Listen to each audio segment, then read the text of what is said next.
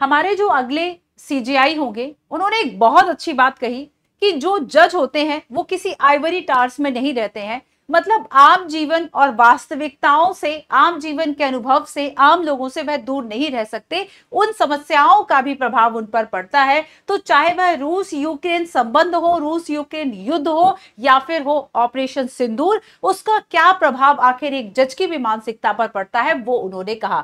तो न्यायाधीश और समाज के संबंधों के बारे में इन्होंने कहा कि देखो, जो भी सीजेआई है या न्यायाधीश है या न्यायपालिका है, वह आम लोगों के विषयों से और इन सारी चीजों से संवेदनशील हो। साथ में इन्होंने एक ऐसी बात कही जिससे एक मुद्दा ये उठ जाता है कि क्या जो हमारे देश के सीजेआई हैं, जब वो रिटायर हो जाते हैं तो आफ्टर रिटायरमेंट उनके पास क्या क्या ऑप्शंस रहते हैं, स्पेशली करियर ऑप्शंस की मैं बात करूंगी।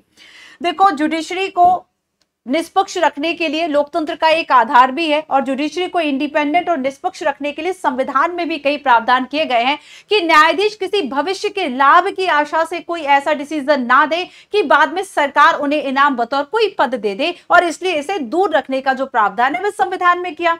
आप सभी को पता है कि जब हम सीजेआई की बात करेंगे कि इनकी जो नियुक्ति है वह राष्ट्रपति के द्वारा की जाती है, और राष्ट्रपति राज्यपालों से और भी जो कोर्ट है, कोर्ट के बाकी जो न्यायाधीश है, उन सभी से परामर्श कर सकते हैं। और साथ में यह भी कहा गया है, अच्छा देखो, संविधान ने सीधे बतौर सीनियरिटी की बात नहीं की कि जो वरिष्ठतम न्यायाधीश होगा उसे ही हम सीजेआई बनाएंगे, सीधे तौर पे संविधान में नहीं लिखा, लेकिन हाँ, परंपरा यही है कि जो वरिष्ठतम न्यायाधीश होगा उसे ही सीजेआई बनाया जाएगा। अब देखो, इनके कई विचार ऐसे थे जिसने एक इस विवाद को जन्म दे दिया कि क्या सीजेआई को भविष्य में राजनीतिक लाभ या किसी अन्य पद की संभावना के आधार पर काम करना चाहिए। तो यहाँ पर इनके कुछ विचारों की बात मैं आपसे करूंगी। जैसे कि पहला मामला उठता है कि इन्होंने कहा कि संसद जो है वो सर्वोच्च नहीं है, जबकि जो हमारा संविधान है वो सर्वोच्च है। तो यहाँ पर देखो, इस मामले को इस संदर्भ में देखा जा रहा है कि हमारे देश के जो नेक्स्ट सीजेआई है उनके विचार कुछ ऐसे हैं जो कि डेफिनेटली हमें संविधान वाद की तरफ लेकर जाएंगे। तो इन्होंने क्या कहा कि संविधान सर्वोच्च है, और केशवानंद भारती मामले का हवाला दिया। अब देखो, आप सभी को पता है कि ब्रिटेन में जहां पर पार्लियामेंट की सुपरमेसी है, और वहां ये कहा जाता है कि अगर बिल्ली पीएम बन सकती है और वहां के संसद ने ये कह दिया, तो टेक्निकली बिल्ली पीएम बन सकती है। तो वहां क्योंकि संसद की सर्वोच्चता है, पर इन इंडिया हमारे यहाँ जो संविधान है वो बेसिकली सुप्रीम है, तो जो संविधान में लिखा है उसी हिसाब से संसद फॉर्म होगी। साथ में देखो, इन्होंने कहा कि बेसिकली वह पोस्ट रिटायरमेंट किसी भी तरह के जो पद है उसको स्वीकार नहीं करेंगे, और राज्यपाल जैसे पद को वो सीजेआई के नीचे मानते हैं, ना कि सीजेआई से ऊपर मानते हैं। तो उन्होंने कहा कि भविष्य में वह किसी भी तरह का जो पद है वह स्वीकार नहीं करेंगे।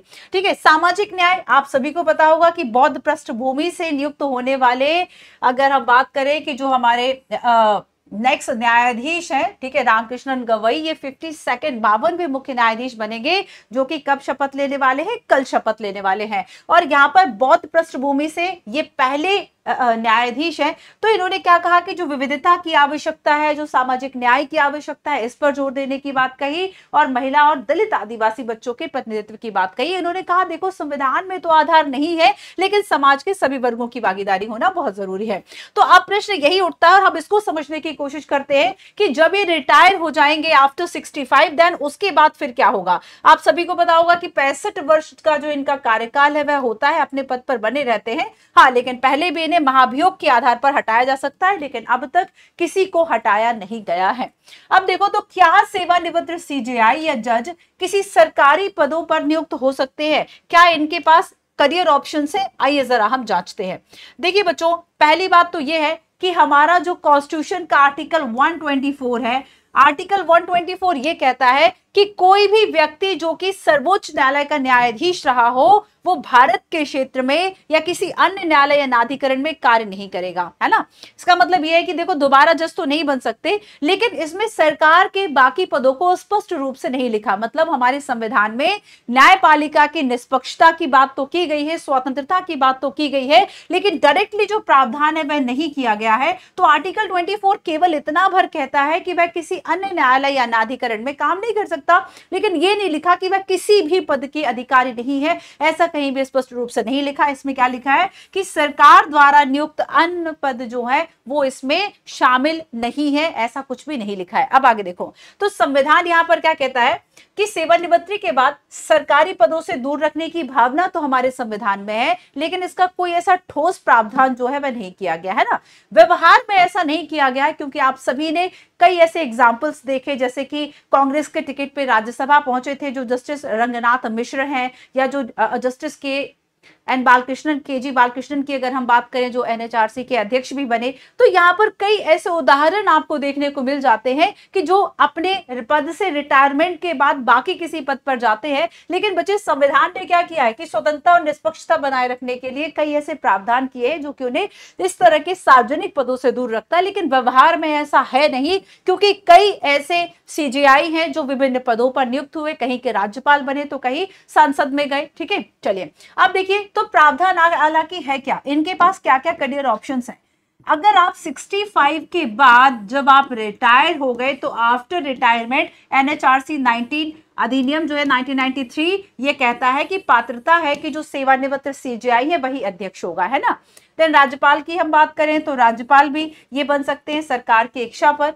लोकपाल अधिनियम की बात करें तो सर्वोच्च न्यायालय के पूर्व जो न्यायाधीश हैं वो लोकपाल अध्यक्ष के चेयरमैन हो सकते हैं, सदस्य हो सकते हैं, इसको इस एक्ट में लिखा गया है। राज्यसभा के सदस्यों की बात की गई है कि अगर राष्ट्रपति के द्वारा नामांकन किया जाए तो राज्यसभा के सदस्य के रूप में भी इन्हें भेजा जा सकता है, जैसे कि आपने देखा कि जस्टिस रंगनाथ मिश्रा। तो यहाँ पर मैं आपको कुछ एग्जाम्पल्स बताऊंगी, जैसे कि अगर मैं कहूँ जस्टिस केजी बालकृष्णन तो ये एनएचआरसी के अध्यक्ष बनते हैं। रंगनाथ मिश्रा की बात करूं तो कांग्रेस के टिकट पे ये राज्यसभा पहुंचे थे, इसके बाद सेवानिवृत्ति के बाद केरल के राज्यपाल बने थे जस्टिस पी सतशिवम, और ये एक बड़ा ही विवादित विषय रहा था। और जस्टिस गोगोई जिन्होंने सबरीमाला जैसे डिसीजंस दिए थे कि आप सभी को पता होगा कि केरल के सबरीमाला मंदिर में महिलाओं का जो प्रवेश है वो बेसिकली प्रतिबंधित था। कहा कि भगवान अयप्पा जो है वो इस चीज से नाराज हो जाएंगे, और हजारों वर्षों की इस परंपरा को फॉलो किया जा रहा था। बट संविधान ने सरकार ने, न्यायपालिका ने बेसिकली यह माना कि जो संविधान है वह धार्मिक परंपराओं से ऊपर है, और चूंकि समानता का उल्लंघन है इसी सबरीमाला में महिलाओं को भी प्रवेश किया जाएगा। तो जस्टिस गोगोई ने यह डिसीजन दिया था। आप देखेंगे कि राज्यसभा में भी ये मनोनीत सदस्य बने थे, इस पे भी काफी विवाद हुआ था कि ये कहा जाता है कि देखो अगर आपने गवर्नमेंट के फेवर में पक्ष दिए हैं, गवर्नमेंट का फेवर अगर आपने लिया है तो गवर्नमेंट के फेवर लेने के कारण आपको कोई पर्टिकुलर पद दिया गया है, और इसी वजह से ये काफी विवाद जो है वह बढ़ जाता है। ठीक है, तो यहाँ पर आपको याद रखना है कि 65 वर्ष की आयु तक ये अपने पद पर रहते हैं, और उसके बाद अगर हम कुछ एक्सेप्शन को छोड़ दें तो उसके अलावा ये किसी पर्टिकुलर ऐसे पद के लिए योग्य नहीं रहते। हाँ, हालांकि ये अधिनियम कहते हैं कि ये बन सकते हैं, एनएचआरसी के अध्यक्ष हैं, लोकपाल है, राज्यपाल है, या राज्यसभा में भी नामांकित हो सकते हैं अगर राष्ट्रपति ऐसा चाहे तो। ठीक है, चलिए, तो ये इसके अलावा इसके और भी कुछ ऐसे संबंधित संवैधानिक प्रावधान है जो आपको स्टैटिक वाला पोर्शन पता होना चाहिए। फिलहाल करंट अफेयर के इस टॉपिक में इतना ही। Thank you so much.